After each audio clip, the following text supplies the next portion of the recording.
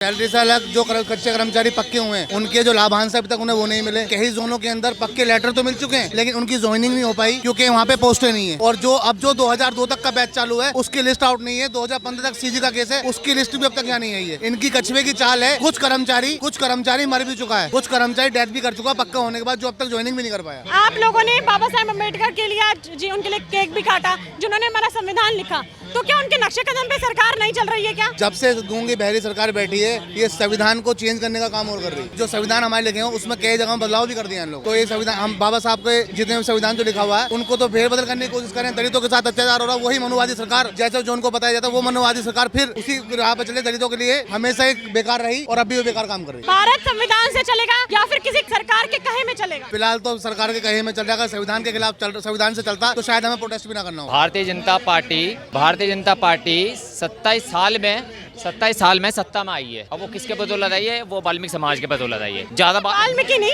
सब पूरे दिल्ली की जनता। एक्चुअली क्या है ना, जब केजरीवाल की सरकार थी तो केजरीवाल की भी है ना 67 हमने ही सीट दिलवाई थी, एक तरफा बहुमत दे दिया था। 27 साल में हमने इनको क्यों लेकर आए सत्ता में कि हमें इन पे विश्वास हो गया। वो इसलिए हो गया कि इनकी कंट्रोवर्सी चलती थी LG2 केजरीवाल इनकी कंट्रोवर्सी लॉन्ग टाइम चली, जितने दिन ये सत्ता में रहे। अब इससे हम उग गए थे। अब हमें बीच का रास्ता निकालना था और वो रास्ता हमने ये निकाला हमारे समाज की एक आह्वान पे कि भाई अब सत्ता में भारतीय जनता पार्टी को लाना है। और ये राष्ट्रहित की भी बहुत अच्छी बातें करते हैं और राष्ट्रहित के लिए कार्य भी करते हैं, ये हमें अच्छा लगा। तो हमने इनका अंदाजा था कि 37 से 38 सीटें आएंगी, हमारी सरकार हम बना लेंगे। 70 सीटें हैं दिल्ली विधानसभा की, आप उसका आधा भी ले आते तो सरकार में आ जाते हो। पर हमने इनकी 48 सीटें इनके अनुमान से ज्यादा लाके हमने दे दी। अब हमारा इन पे ये विश्वास है, ये मांग है इनसे, जब हमने आपको सत्ता में 27 साल का सूखा खत्म करके आपको 27 साल में काबिज कर दिया, तो अब आपके राज्य में वैसे आप वाल्मीकियों के हित के लिए कार्य कर रहे हो, ऐसी नहीं है। और भी योजना है कि खाली यही नहीं है, पर हम सबसे ज़्यादा इसी से जुड़े हो रहे हैं, झाड़ू के काम से। अब हम झाड़ू के काम से इतने परेशान हो गए कर करके, एक तो हमारे टाइम पे सैलरी नहीं मिलती, हमारे जो पक्के हो जाते हैं उनका फंड, बोनस, एरियल सब रुका हो रहा है, किसी भी तरीके का कोई अधिकारी काम नहीं करता। आप चले जाइए, अगर टेबल पे ना ऐसे बाई हैंड कर दें, सामने बैठा होता है दूसरा अधिकारी, टेबल पे क्या डाक के थ्रू आएगी, जो काम 1 मिनट का है ना उसमें ये 6 महीने लगा देते हैं इनके जो नीचे के वो कलारक वगैरह। और आप अपना काम करवाने चले जाइए, वो बिना पैसे के कोई काम नहीं करते। वो खुद इतना मुंह फटा उड़ा उनका, हम जब तक पैसे नहीं देंगे, अपना फंड निकलवाना तो पैसे, हमें अपना डेथ सर्टिफिकेट निकलवाना तो पैसे, मतलब पैसे का इतना भ्रष्टाचार है। ऊपर के अधिकारियों को पता, नीचे के अधिकारियों को पता है। भाजपा पार्टी और आम आदमी पार्टी में कोई फर्क नजर आ रहा है? हाँ जी, बिल्कुल नजर आता है। वाजपेयी पार्टी चोर है, देशद्रोही पार्टी है भाजपा। ये देशद्रोही भी है और छोटे पद के कर्मचारियों का दुरुपयोग करते हैं, ये लोग शोषण करते हैं, इनको तंग करते हैं, आहूपन करते हैं। अब ये छोटी छोटी दुकानें लगा कर रखते हैं, इनको तोड़ने का काम यही करते हैं। MCD के हर तमाम कर्मचारियों को तंग करने का काम सारे करते हैं।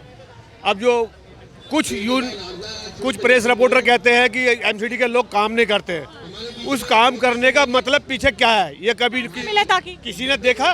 नहीं देखा। हमारे कौंसलर हमसे पैसे मांगते हैं, बीजेपी के कौंसलर, बीजेपी के इंस्पेक्टर से बोलता है कि 2 लाख चाहिए, 3 लाख चाहिए, 4 लाख चाहिए, तो वो इंस्पेक्टर कहाँ से पैसे देगा? मैडम ये बताइए हमें। वही इंस्पेक्टर कर्मचारी को तंग करेगा, अपने घर बैठो, अपने ये करो, अपने वो तंग करता है। एक कर्मचारी 4-4, 5-5 बीट करता है रोड पड्डे का। जो ये कहते हैं CBI जांच होनी चाहिए, अरे उन अफसरों के लिए CBI जांच होनी चाहिए जो आदमी नोट ले रहा है महीने के महीने, हर कर्मचारी में तनख्वाह पे नोट ले रहा है, वो उसकी चेकिंग क्यों नहीं हो रही है? कौशल की चेकिंग क्यों नहीं हो रही है? SS की चेकिंग क्यों नहीं हो रही है? AC की चेकिंग क्यों नहीं हो रही है? जो इंस्पेक्टर हमारा उसकी चेकिंग क्यों नहीं हो रही है? एक सफाई कर्मचारी। अरविंद केजरीवाल के समय में भी सैलरी जो है MCD कर्मचारियों को नहीं मिलती थी, क्या ये दिक्कत अभी भी है? और इस दिक्कत के अलावा और भी दिक्कतें बढ़ गई हैं क्या?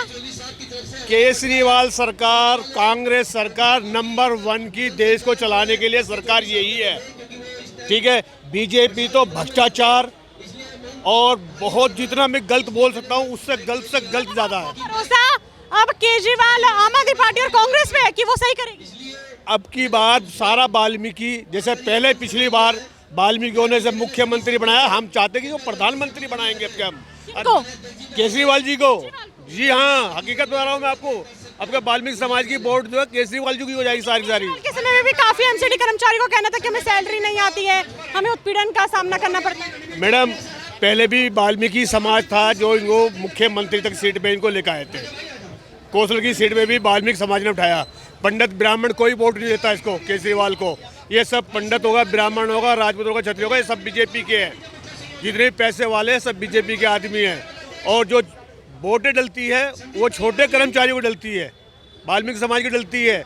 और भी बथेरे समाज ऐसे हैं जो वाल्मीकि समाज से अलग हटके है, मैं नाम नहीं लेना चाहता, वो सबके सब केजरीवाल जी को ही वोट देना चाहते हैं।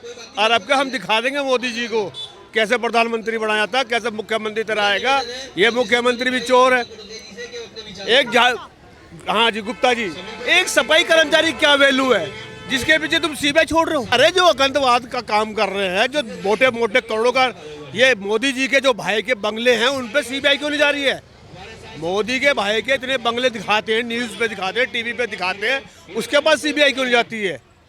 अमित शाह के लड़का बैठा दिया उसे क्रिकेट के अंदर सबसे बड़ा चेयरमैन बना के। हिंदुस्तान के अंदर कोई चेयरमैन नहीं है, कोई बनने लायक ही नहीं है। सब अप्रोची बात है, सब भ्रष्टाचार की बातें हैं। जो बीजेपी जब तक रहेगी भ्रष्टाचार रहेगा। ये पाकिस्तान बनने वाला है। जैसे पाकिस्तान के अंदर लोग बाग भूखे प्यासे मर रहे हैं, ऐसे ही हिंदुस्तान के अंदर मरेंगे। तुम याद रख लेना, इस न्यूज़ को हमेशा के लिए रख लेना बिल्कुल एकदम से टैप करके। आप मेरे मुखमंडल से कुछ ना कहलवाएं। कितने काम दिल्ली में हो रहे हैं, मैं एवरी डे देखती हूँ। एलपीजी गैस के लिए इतनी लंबी लाइन होती है जैसे हम मंदिर में भंडारे के लिए लगे हों। इतने परेशान हैं लोग। जो छोटे मोटे रोजगार करते थे, छोटी हलवाई की, समोसे की या दुकान होती थी, वो सब बंद हो चुकी हैं। और इतना कर्मचारी परेशान है कि जो बाहर देहात गांव के लोगों से आके छोटा मोटा रोजगार करके अपने बच्चों को पाल रहे थे, वो अपने गांव को पलायन कर गए हैं क्योंकि गैस मिल नहीं रही।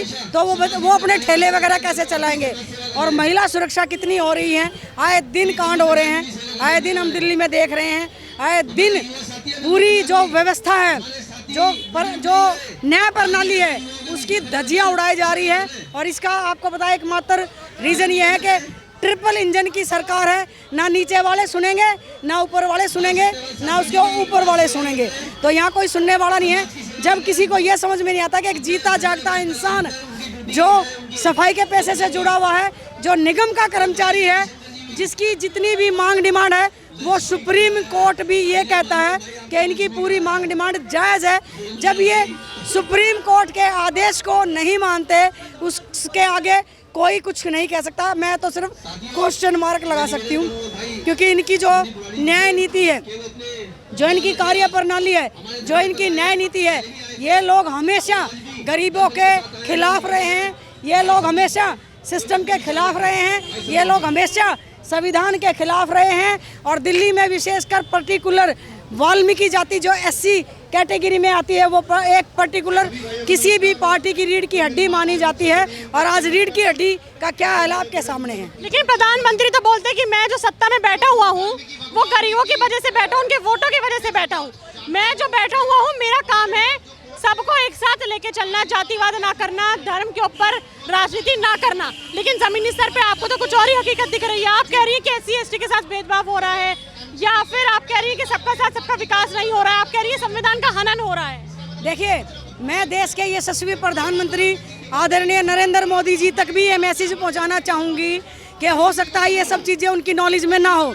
जिस देश के यशस्वी प्रधानमंत्री वाल्मीकि समाज के लोगों का, वाल्मीकि समाज के सफाई कर्मचारियों का अयोध्या में, प्रयागराज में पैर धोते हैं, उनको पूजनीय मानते हैं। अयोध्या में श्री राम मंदिर से पहले भगवान वाल्मीकि जी की मूर्ति की स्थापना की गई है। और धर्म को जोड़ने के लिए जो मेरी वाल्मीकि समाज ने जो बलिदान दिया है, वो किसी कौम ने कभी नहीं दिया है।